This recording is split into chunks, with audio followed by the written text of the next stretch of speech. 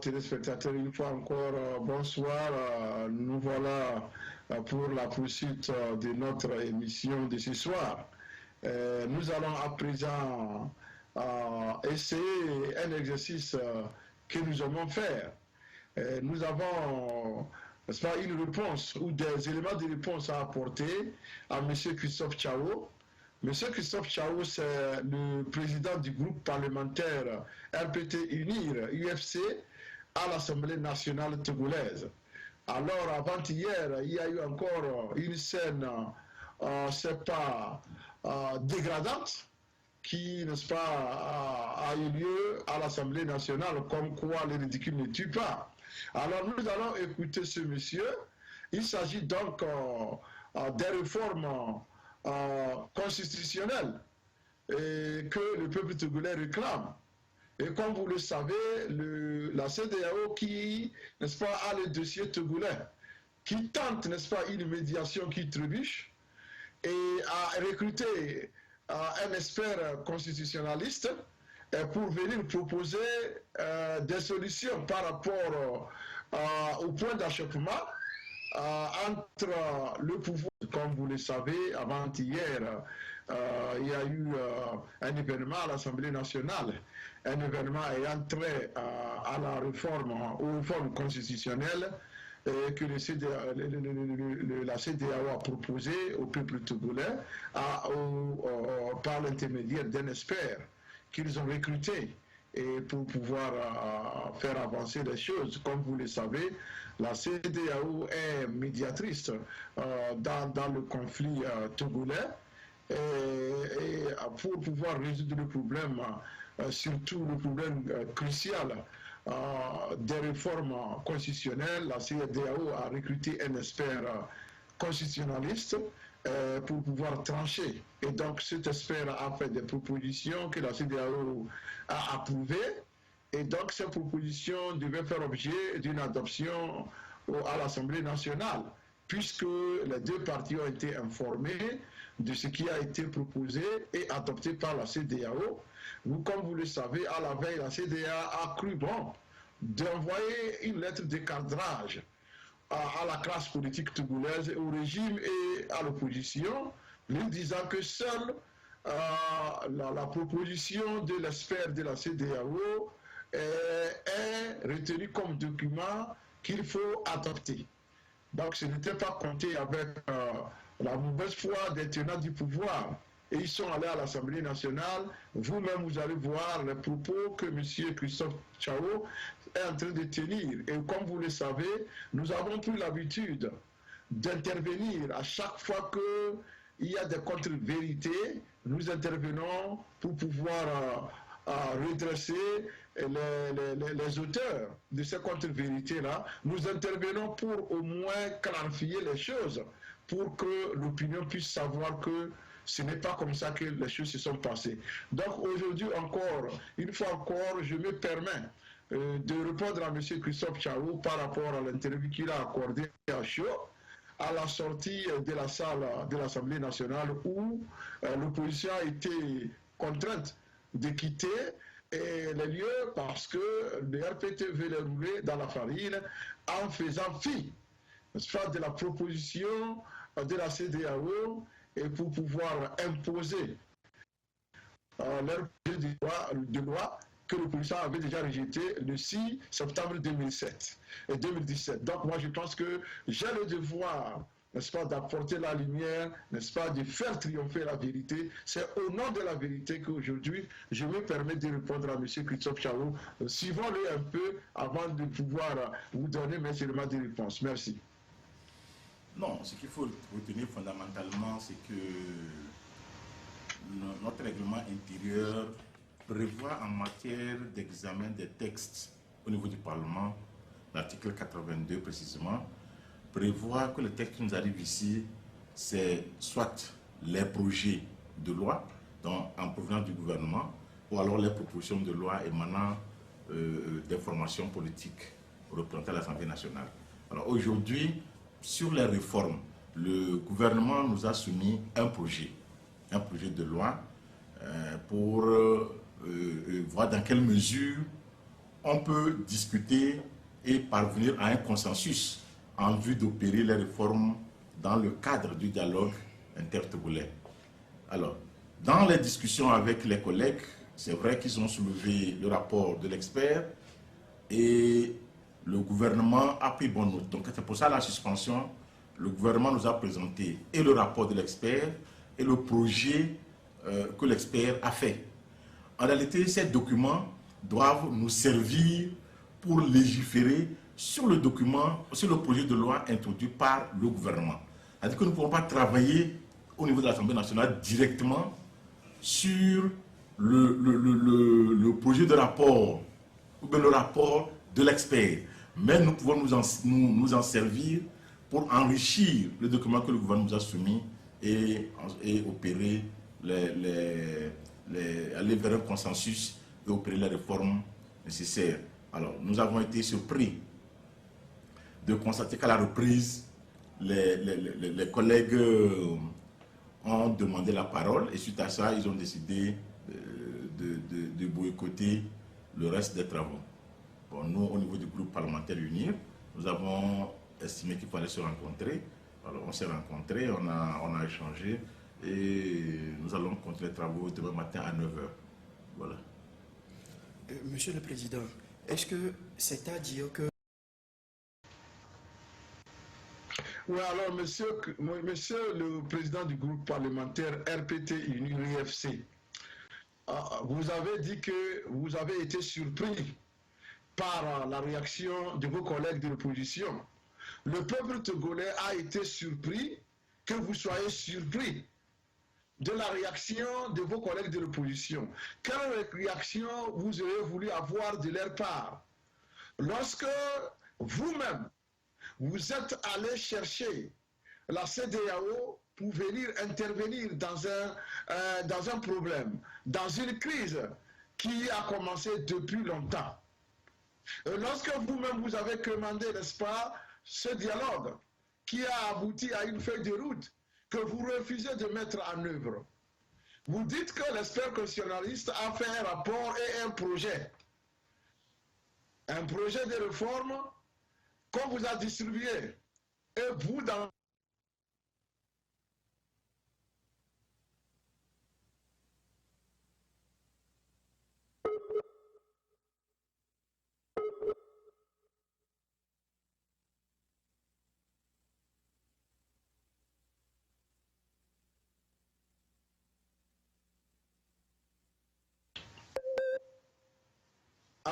Alors, M. Christophe Chao, vous disiez tantôt que vous allez vous exprimer et vous inspirer du rapport de l'expert et de son projet de réforme qu'il a proposé afin de pouvoir considérer ce que vous avez.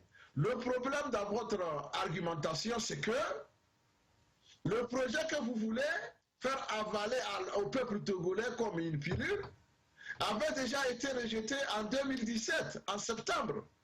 Parce que ce projet-là ne répond pas aux aspirations du peuple togolais. C'est pourquoi on l'a rejeté. C'est pourquoi nous sommes là. C'est pourquoi la crise a perduré. Maintenant, vous pensez qu'après 12 mois de crise, donc c'est parce que ça a duré 12 mois que les gens ont oublié que c'est le projet que vous leur avez proposé. Mais M. Christophe Chao, cela fait honte dans tous les pays du monde si les gens apprennent que des députés raisonnent comme ça. Mais ce n'est pas sérieux. Mais vous prenez les Togolais pour des idiots. C'est ce que vous dites. Vous voulez nous dire que les Togolais sont des idiots. Ils ont déjà rejeté votre projet. Et aujourd'hui, vous ramenez le même projet sous prétexte que vous allez vous inspirer de quoi? Pourquoi vous ne voulez pas accepter le projet proposé par l'expert? Pourtant, il a...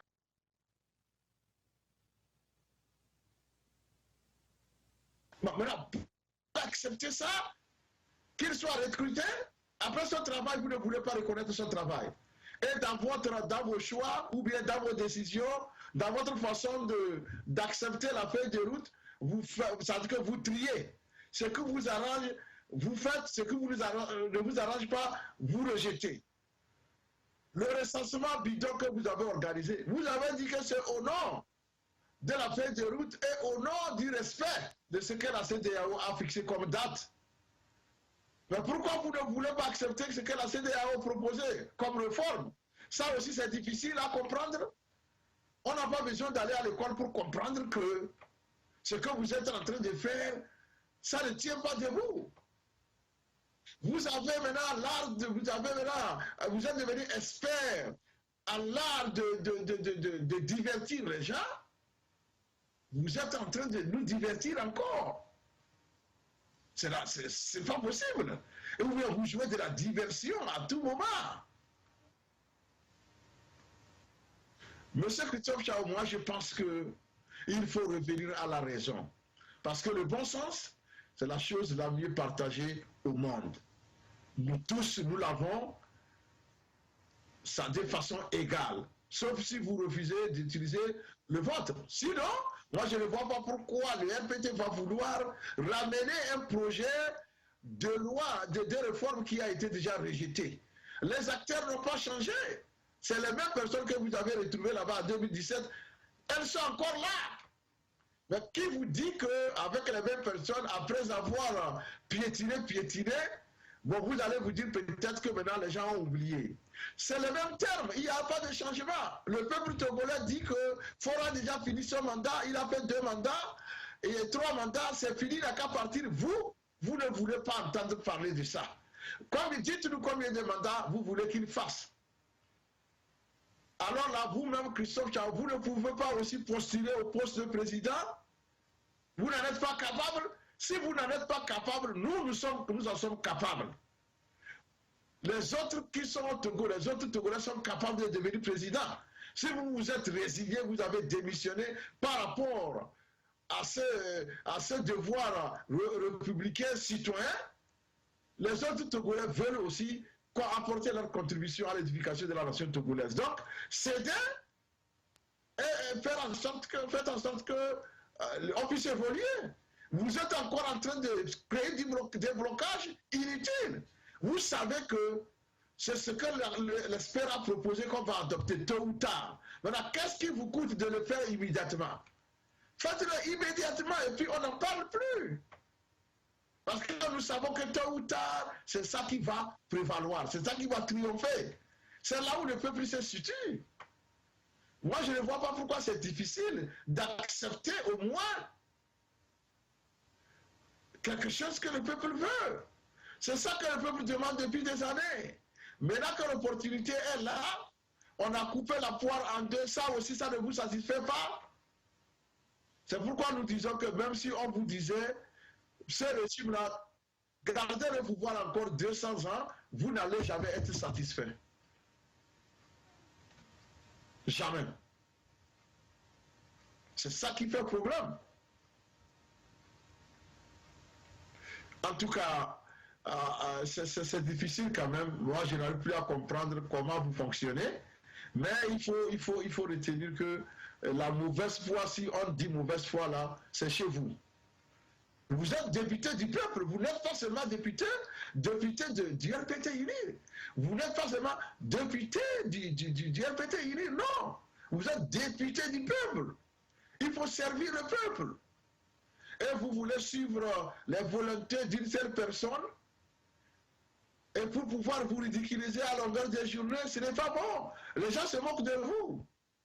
Vous savez vous-même que ce que vous êtes en train de faire, ce n'est pas normal. Vous ne pouvez pas, vous savez que vous ne pouvez pas vous opposer à ce que la CEDEAO vous a proposé. Vous êtes en train de perdre du temps pour rien. Tout ce que vous faites là, la CEDEAO frappera un jour, tôt ou tard, parce qu'elle n'est pas bête. Elle peut vous laisser faire, mais il y aura un moment où elle va dire non, trop c'est trop, ce régime est vraiment inédictible. Donc il faut l'arrêter. Et c'est là où vous allez regretter. Ce que vous avez maintenant, là, prenez ça. Parce que dans peu de temps, ça, les choses vont changer. Hein? Les données vont changer et vous allez voir si la CEDEAO va continuer par se taire par rapport à vos élucubrations à longueur de journée. Ça ne va pas continuer. Alors, mes chers, moi je pense plutôt qu'il faut rapidement vous ressaisir, allez vous concerter, et puis bon, rapidement, vous rappelez l'opposition, et vous remettez sur la table ce que l'espère sénégalais a proposé, vous l'adoptez, et puis c'est fini, on essaie d'aborder un autre sujet. C'est comme ça qu'on vit en politique entre frères. Il ne faut pas vouloir tout avoir à la fois, à tout moment, non. Ce n'est pas possible. On ne peut pas tout avoir à la fois, à tout moment en politique. Il y a des moments où on fait des concessions. Et ici, le temps est arrivé pour vous de faire au moins cette petite concession-là. Et ça aussi, ça ne vous plaît pas. Bon, où est-ce que nous allons dans tout ça là? Et vous êtes en train de vous moquer du peuple togolais. Et en tout cas, cette fois-ci, ça ne va pas passer. C'est fini. Le Togolais de 90 n'est pas le Togolais de 2018. C'est un Togolais qui est évolué, et qui a évolué, qui a changé, qui est désormais devenu un évolué politique. Et alors, il ne va plus se laisser faire. C'est ce que vous oubliez. Et vous continuez par confondre amour et tambour. Nous allons suivre encore quelques-unes de ces contre-vérités. De route, il y a deux possibilités. Ils ont dit que les réformes pourront se faire soit par voie parlementaire ou par consultation électorale. Et nous entendons consultation électorale, le référendum. Donc je pense que c'est les deux possibilités prévues par notre Constitution pour pouvoir retoucher, pour pouvoir opérer des réformes constitutionnelles par rapport à la loi fondamentale.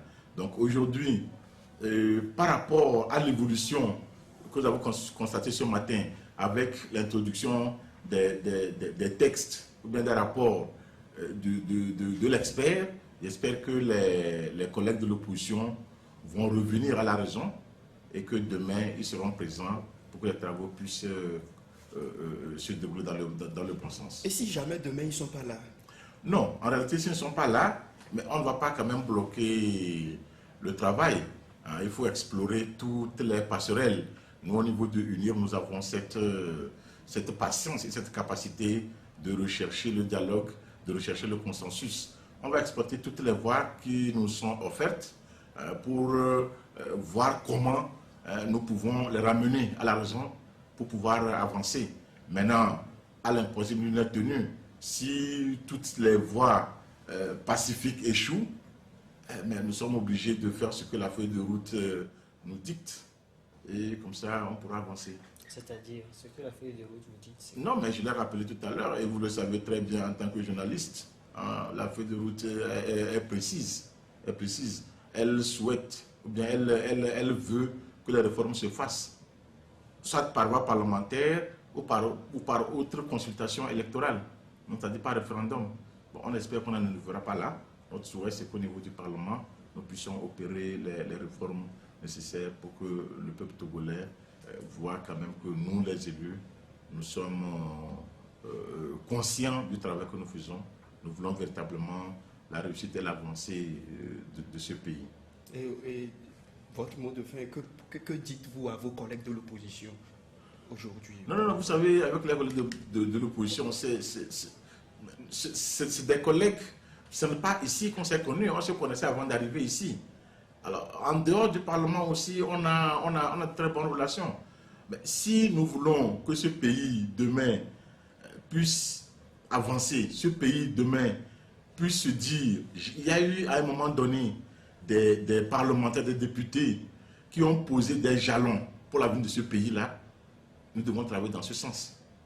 Parce que lorsqu'on fait un travail, il ne faut pas voir ce que moi, individu, je peux gagner en posant tel ou tel pas. Non, il faut travailler dans le sens des générations futures, dans le sens des générations qui vont venir après.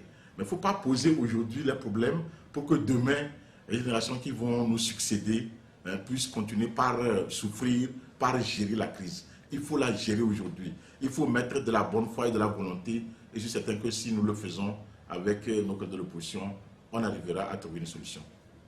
Merci. Merci, oui.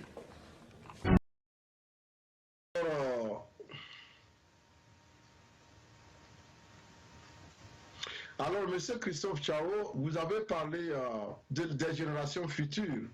Vous avez parlé de la feuille de route. Vous avez insisté sur le fait que la feuille de route de la CEDEAO vous donne deux possibilités par rapport à l'adoption des réformes constitutionnelles. Soit vous pouvez les adopter par voie parlementaire ou soit par référendum. Et donc, moi, je me pose encore beaucoup de questions par rapport aux mots, aux feuilles de route que vous venez de prononcer. Est-ce que vous êtes encore dans la logique de la feuille de route? Est-ce que vous êtes encore dans la logique de la feuille de route, vous, au RPT UNIR? Moi, je pense que vous avez déjà abandonné la feuille de route. Parce que tous les actes que vous posez n'ont rien à voir avec la feuille de route. On vous avait dit de composer la série de façon paritaire et avant de commencer le recensement, vous ne l'avez pas fait. Vous avez payé l'UFC, vous l'avez, n'est-ce pas, corrompu, et l'UFC, n'est-ce pas, s'est dressé contre le peuple togolais. Il a perdu l'État afin que vous puissiez évoluer dans votre recensement unique. Maintenant, vous avez fini ce recensement-là, vous nous parlez de référendum. Qui ira voter au référendum lorsque le recensement n'a pas pris en compte toute la population togolaise? Ce recensement que vous avez fait là, est-ce que vous avez eu le tiers de la population du Togo?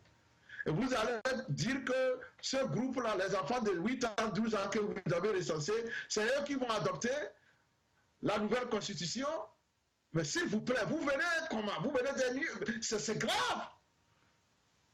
Vous allez nous dire que c'est comme ça, ces étrangers-là que vous avez recensés, c'est eux qui vont voter pour la constitution togolaise?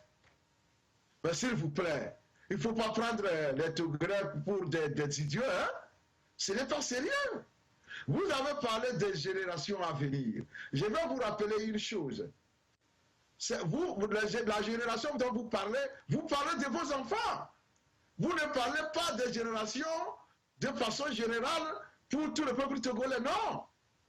De la même manière, ayant demain et vos parents vous ont préparé, c'est de la même manière que vous êtes en train de préparer vos enfants pour diriger ce pays. Le comportement que vous affichez là, ça veut dire que vous voulez conserver vos postes, vous voulez conserver le pouvoir pour vos enfants. Quand vous parlez de génération, maintenant nous avons compris et nous allons vous dénoncer. Si le peuple togolais n'a pas encore compris ce langage-là, nous allons le réveiller, nous allons lui dire que quand vous parlez de génération future, vous parlez de vos enfants. Vous ne parlez pas des enfants, des paysans de Pia ou de Tichao, non, ou bien de Djarepara ou d'Anéo, non. Vous parlez de vos propres enfants. Vous les préparez, ils vont venir vous remplacer. Et comme ça, ils vont aussi malmener les enfants de vos collègues dont vous parlez maintenant. C'est pourquoi vous ne voulez pas céder. Vous voulez conserver le pouvoir pour vos générations à venir. Il ne faut pas généraliser. Il faut parler seulement des générations des gens du RPT unir. Les futures générations de ces gens-là. C'est de ça que vous parlez. Le peuple togolais maintenant a compris le jeu et il ne va pas se laisser faire. Vous dites génération à venir, il faut faire ceci. Est-ce que vous vous foutez de cette génération-là? Vous n'en avez que faire pour cette génération-là, puisque ce n'est pas votre problème. Vous dites quand les gens font des choses, bon, il ne faut pas faire les choses pour soi. Vous êtes en train de le faire pour vous. C'est vos ventres qui vous traînent. Sinon, ce n'est pas que vous n'avez pas quand même, vous ne réfléchissez pas. Vous réfléchissez bien, mais quand vous regardez vos ventres, vous n'arrivez plus à réfléchir.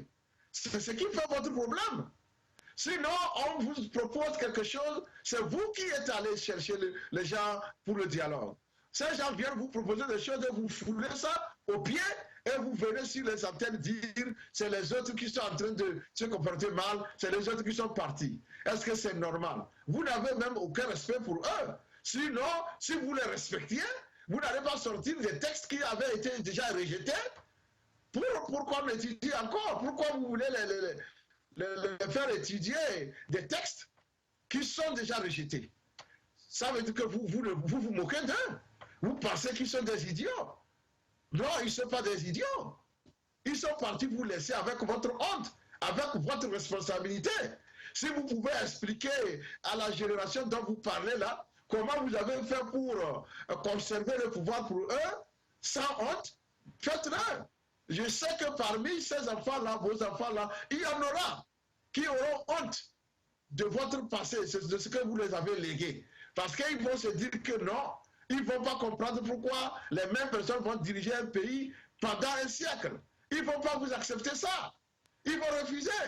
Vos propres enfants vont vous dénoncer. Moi, je suis convaincu. Alors, M. Christophe Chao, moi, je pense qu'il faut vous ressaisir. Vous êtes en train de causer trop de problèmes au Togo. Parce que vous comptez sur la force brute. Donc, vous êtes là, chacun défend sa poche, chacun prépare son enfant pour le succéder, et nous sommes là. Pendant ce temps, les 98% des Togolais attendent. Est-ce que vous n'avez pas pitié de ce peuple-là? Des paysans qui ne peuvent même pas se soigner. Dès que l'un d'entre vous a les maux de ventre, il saute dans l'avion, il va en France pour aller se faire traiter aux frais du contribuable togolais, aux frais des pauvres paysans. Et vous êtes là en train de dire les autres. Ce que les autres sont en train de demander, c'est ce que le peuple togolais veut. Si vous ne le sachiez pas, monsieur, si vous ne le sachiez pas, il aurait fallu, n'est-ce pas, que vous le suissiez, monsieur. Il est temps de le savoir. Tout ce que la C14 fait, c'est le mandat qu'ils ont reçu du peuple togolais. Ils sont des mandataires du peuple togolais. Leur mandat, c'est le peuple togolais. C'est le peuple togolais qui les a mandatés, c'est leur mandat. Vous voyez? Donc, moi, je pense qu'il faut rapidement cesser ces petits mensonges-là et en faire en sorte qu'on puisse avancer. De toute façon, quel que soit ce que vous allez faire, cette fois-ci, le peuple est dressé contre vous. Vous n'allez pas pouvoir avancer.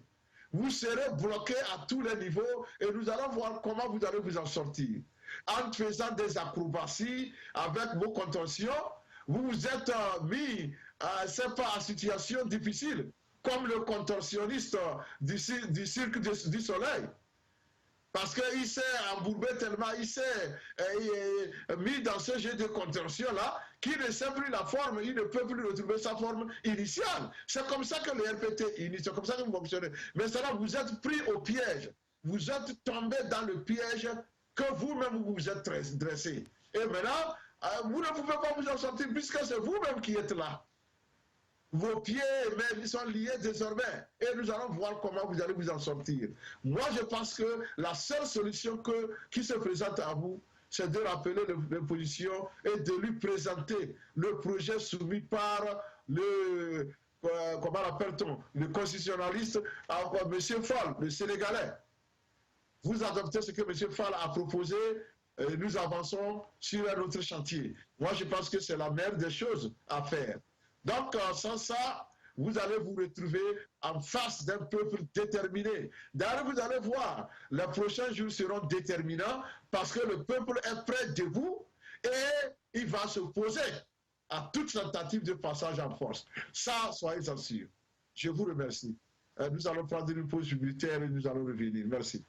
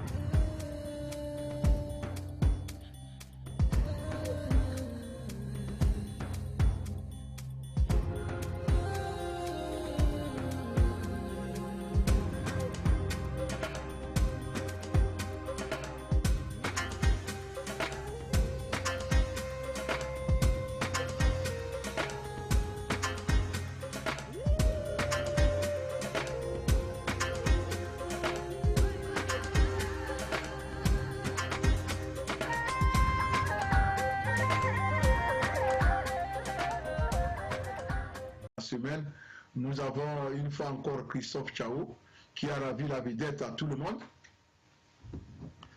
Christophe Tchao qui a ravi la vedette à tout le monde, n'est-ce pas, à cause des contre-vérités qu'il a voulu raconter devant les caméras des télévisions et des radios.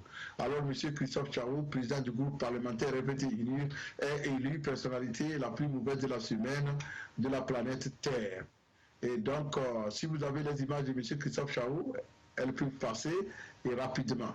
Et nous avons aussi en deuxième position Tony Blair, est élu personnalité la plus mauvaise de la planète en deuxième position parce que nous ne savons vraiment pas pourquoi il continue de soutenir une dictature que tout le monde a abandonnée. Alors ce qui lui a valu sa position, c'est pas sa place de choix.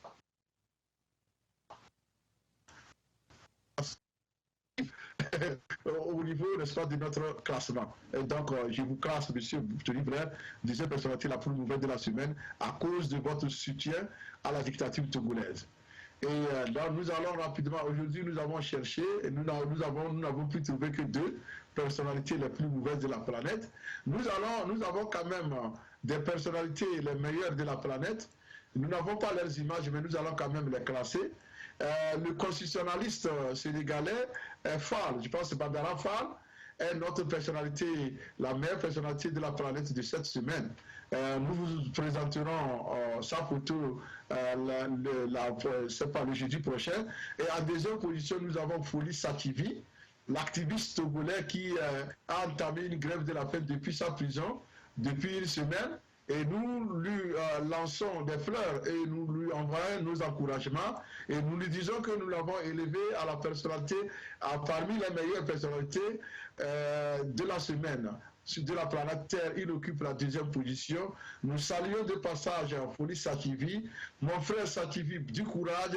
Quand nous parlons de la jeunesse combattante, tu es l'un de parmi cette jeunesse combattante-là. Si tous les jeunes pouvaient être comme toi et faire comme toi, je pense que le problème de la servitude aurait déjà pris fin. Alors, je te jette des fleurs pour Sativi et que Dieu te garde. Et nous voulons aussi lancer un appel rapide à toute la jeunesse togolaise, n'est-ce pas, de s'associer à l'action de M. Foli Sativi et à le soutenir. Parce que le combat qu'il fait n'est pas un combat personnel. C'est un combat pour le panthéon de toute la jeunesse togolaise. Et c'est le combat que nous espérons que toute la jeunesse togolaise va s'approprier. Et il va s'en approprier. Et nous sommes sûrs que dès que la jeunesse togolaise s'en approprie, vous allez voir que les solutions vont commencer par tomber. C'est un combat que tout le monde doit faire. Il ne faut pas laisser ça à quelques individus. C'est le combat de tout le monde et nous sommes là pour vous encadrer pour ce combat-là parce que c'est une cause noble que vous défendez et aussi longtemps que la cause sera noble, vous nous verrez à vos côtés. Je vous remercie, bonsoir chez vous et à nous revoir le jeudi prochain.